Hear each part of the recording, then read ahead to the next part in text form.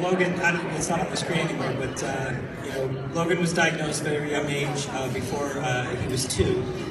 And it was quite a whirlwind kind of experience, similar to what Sherry described in Michael. There was nobody to talk to or get some help from. And we had a lot of trials and tribulations throughout the years. See, Logan, he really loves pedicures. Dancing with his part-time girlfriend at his graduation, and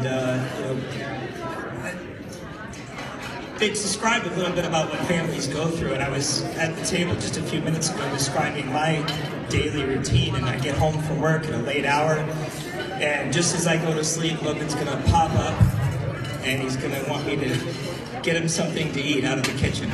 And that might happen 2 to 3 times every night, without fail, for as long as I can remember. And the long hours on top of that, it can be pretty brutal sometimes.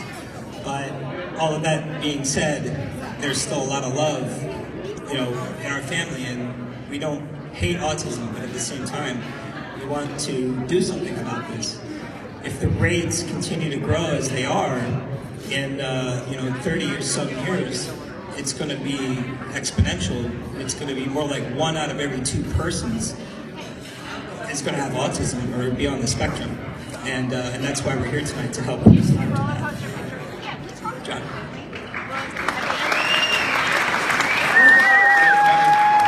John Selick, and like Brian, I have a son that's on the autism spectrum.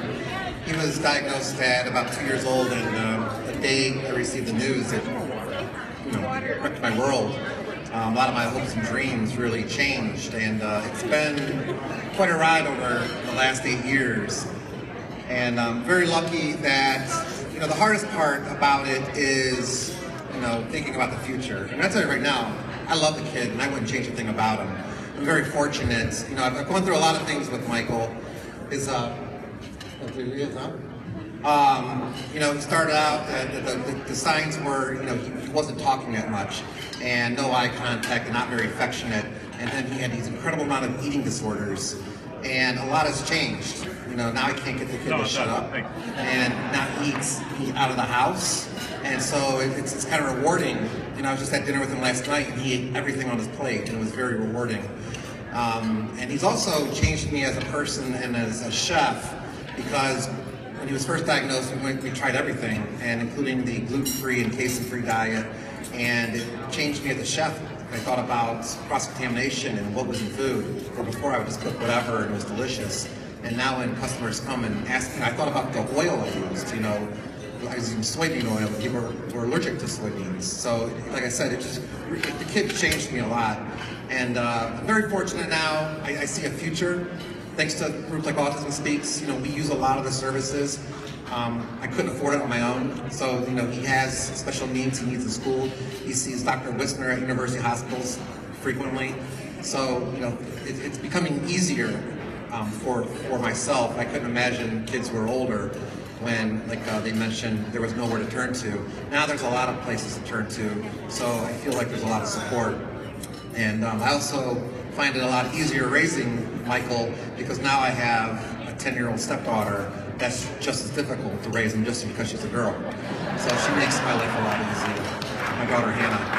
So I just want to thank everybody for coming out. I want to thank the people that won the New York City Autism Speaks to Wall Street, because I'll be out there cooking for that with a group of other Cleveland chefs from the kindergarten league. So very excited about that as well. So thank you very much.